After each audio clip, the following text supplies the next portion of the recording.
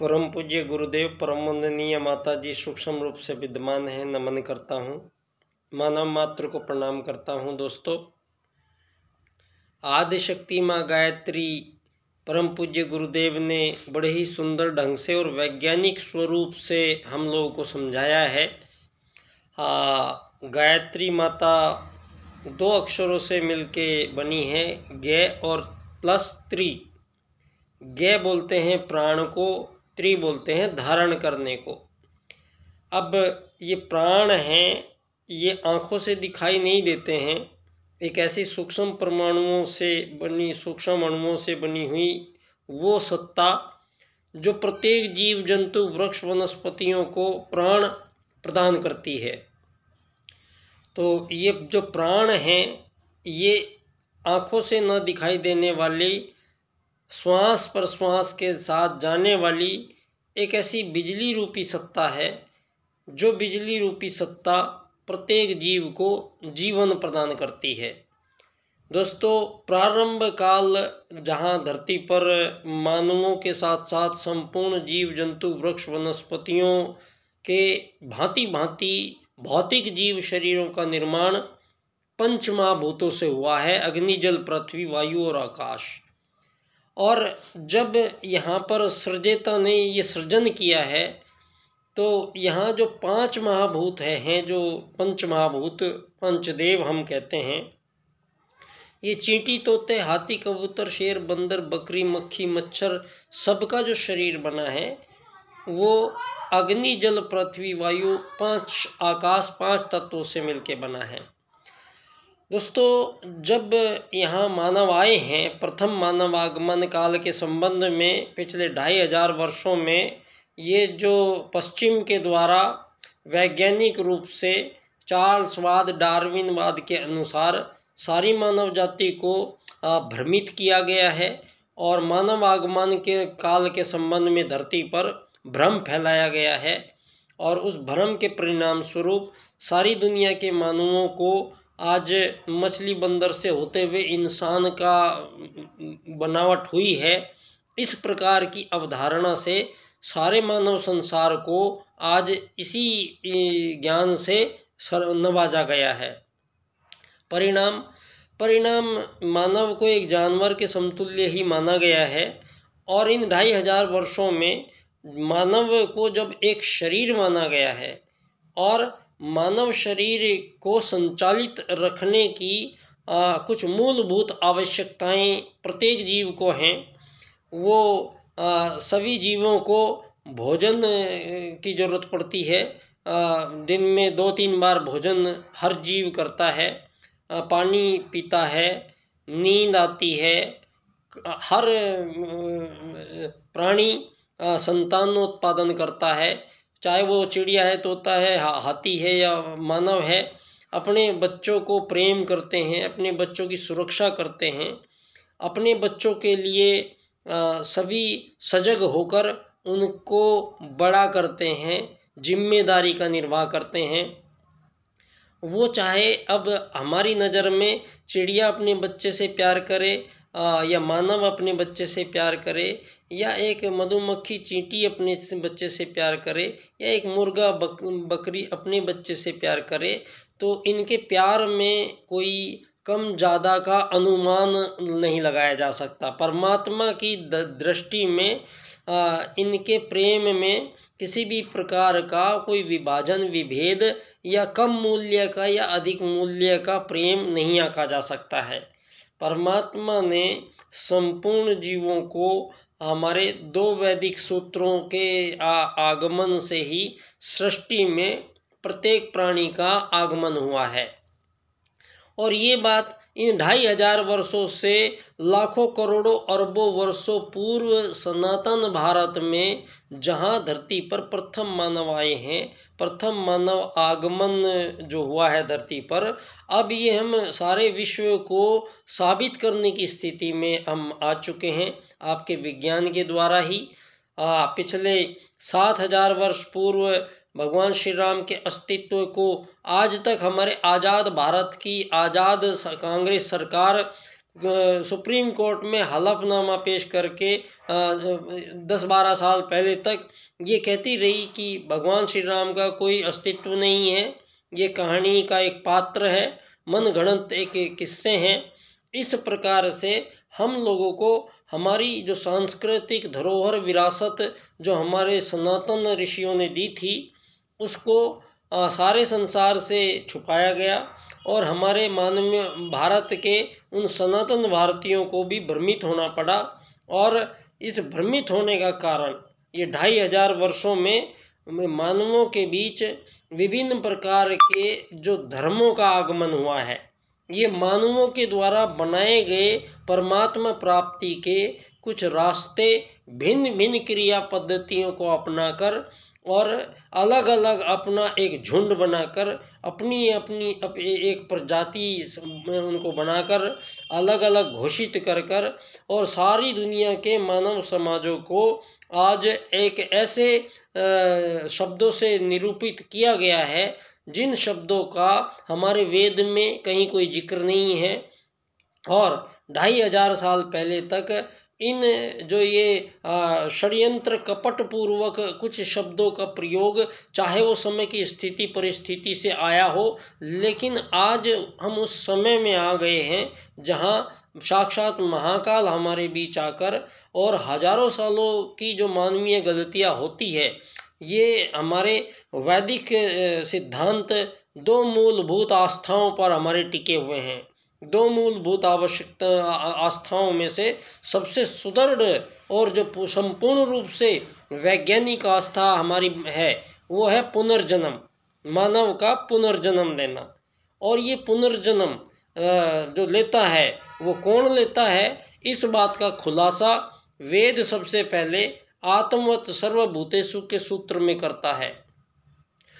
तो यहाँ पर अब 7000 वर्ष पूर्व भगवान श्री राम के बनाए हुए श्री राम सेतु पुल का आज सारी दुनिया के समक्ष वो दिखा दिया गया है और ये भी मान लिया गया है कि 7000 वर्ष पूर्व भगवान श्री राम यहाँ रहते थे। और भगवान श्री राम के समय रावण के पास पुष्पक विमान था।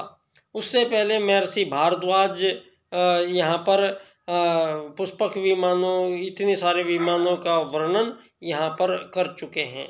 यहाँ महर्षि कणाद ने पदार्थ विज्ञान की संपूर्ण व्याख्या बहुत पहले ही कर दी गई है। यहाँ आर्यभट्ट के गणितीय सिद्धांत, ज्यामिति, रेखा गणित, बीज गणित, अंक गणित, भारत का दिया हुआ जीरो का पाई का मान जो आज भी यूज़ किया जा रहा है वो आर्यभट्ट का किया जा रहा है। अगर आर्यभट्ट गणित ना देता तो आज संसार कहीं भी कुछ नहीं कर पाता। जो आज चांद पर जा रहे हैं, जो परमाणु बम बन रहे हैं, जो सारे संसार में अपनी उपस्थिति मानव दर्ज करा रहे हैं, तो इसका मूल कारण जाता है हमारे उन ऋषि महर्षियों को जो यहाँ प्रथम आगमन काल में आए हैं। और प्रथम आगमन काल में दो वैदिक सूत्रों से उन्होंने अपने आप को पहचाना है, अपने अस्तित्व को जाना है, अपने होने का उनको एहसास हुआ है। और इसी मानव देह के माध्यम से उन लोगों ने परमात्म सत्ता का साक्षात्कार किया है और उसके अखंड अनंत रूप को उन लोगों ने यहाँ पर अपने इसी शरीर में अध्यात्म विज्ञान की विशेष साधनाएं, विशेष प्रयोग परीक्षण के उपरांत मानव जीवन को सर्वश्रेष्ठ जीव घोषित करते हुए और परमात्मा का राजकुमार कहा गया है। और मानव के अंदर जितनी शक्तियाँ परमात्मा में हैं वो सारी की सारी शक्तियाँ बीज रूप में मानव के इस शरीर में आज कलयुग में भी विद्यमान हैं।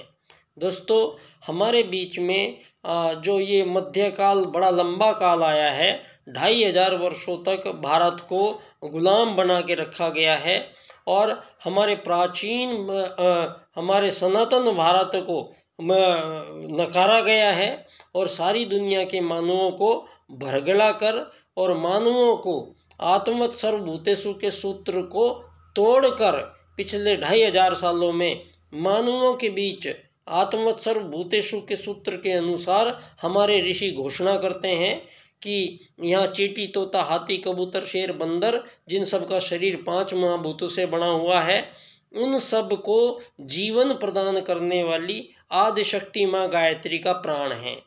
अब ये आदिशक्ति माँ गायत्री का प्राण प्रत्येक शरीर में जाता है। अब कब जाता है और इस प्राण को उन शरीरों में कौन ग्रहण करता है, सवाल ये है।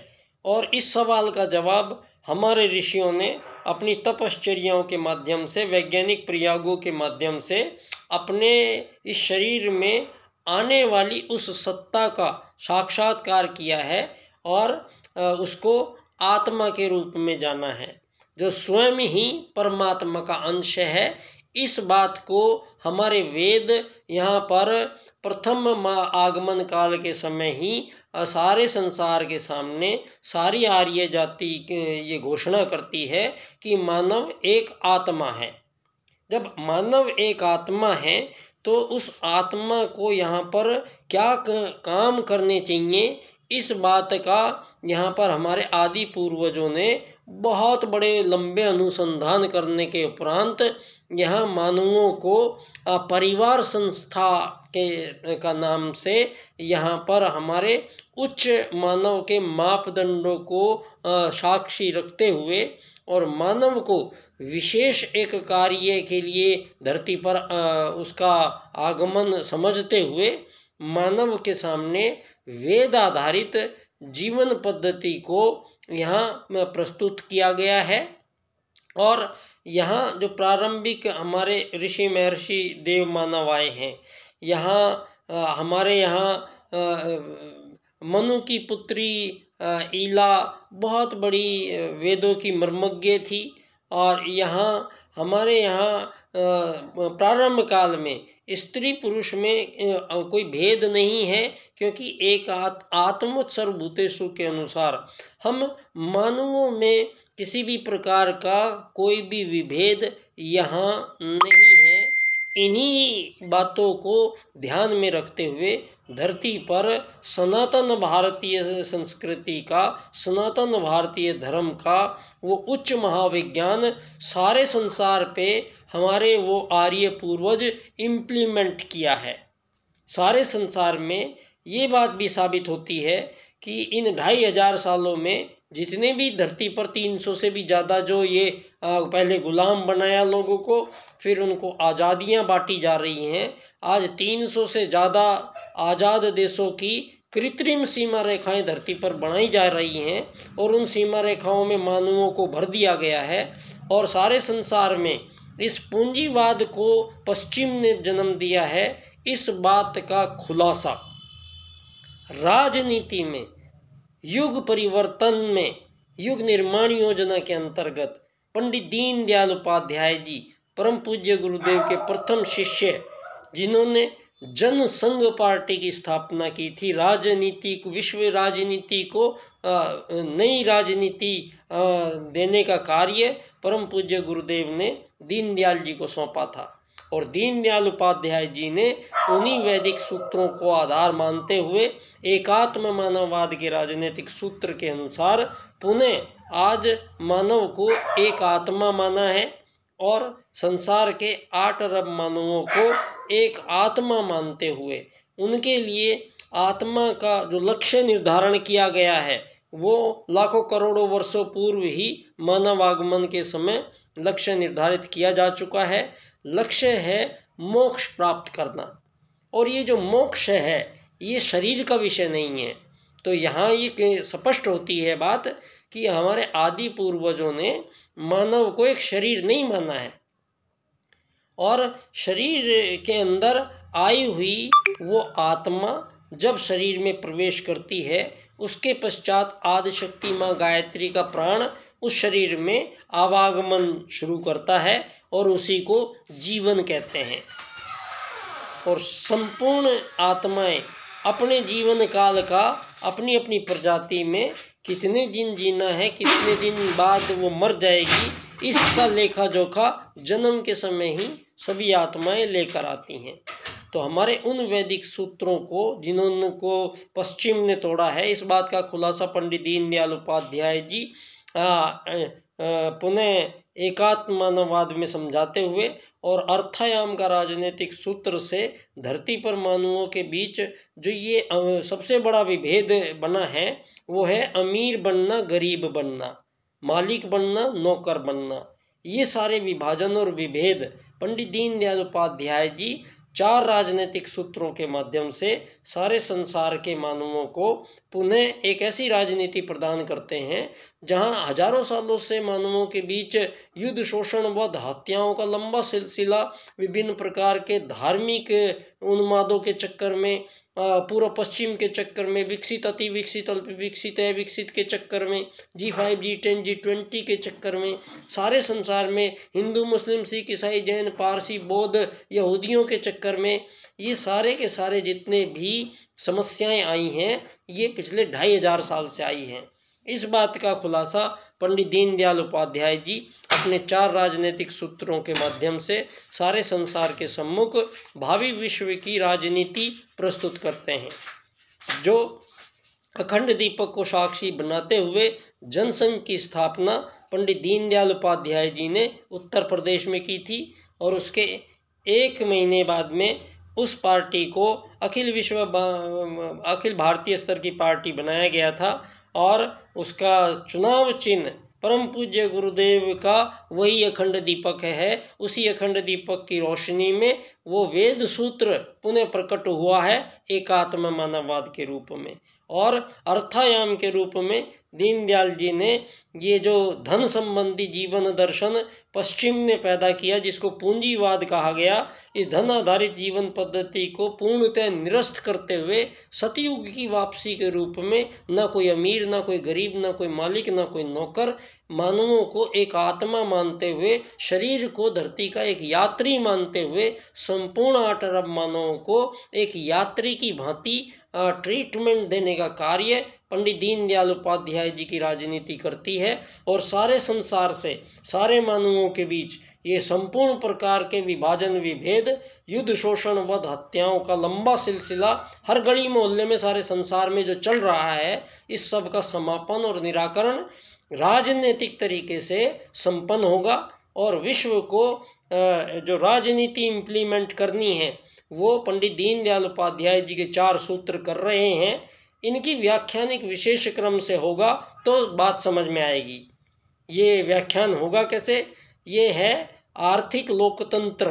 पंडित दीनदयाल उपाध्याय जी आर्थिक लोकतंत्र के माध्यम से सारे संसार के मानवों के बीच ये जो रोजगार, बेरोजगार, नौकरियों का जो जंजाल फैलाया है, इसका समापन करते हैं।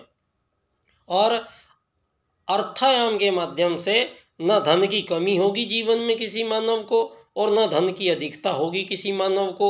ये कब संपन्न होता है? जब मानव को पंडित दीनदयाल उपाध्याय जी एकात्म मानववाद के राजनीतिक सूत्र के अनुसार उनकी पहचान और परिचय निर्धारित करते हैं।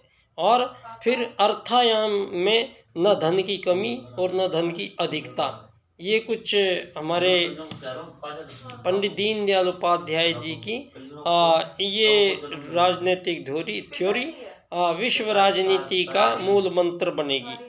बहुत बहुत धन्यवाद। आप सभी को प्रणाम है। परम पूज्य गुरुदेव परम वंदनीय माता जी को नमन करता हूँ और दीनदयाल उपाध्याय जी के एकात्म मानववाद को जय एकात्म मानववाद कहता हूँ। युग परिवर्तन है। धन्यवाद। बच्चा डॉक्टर।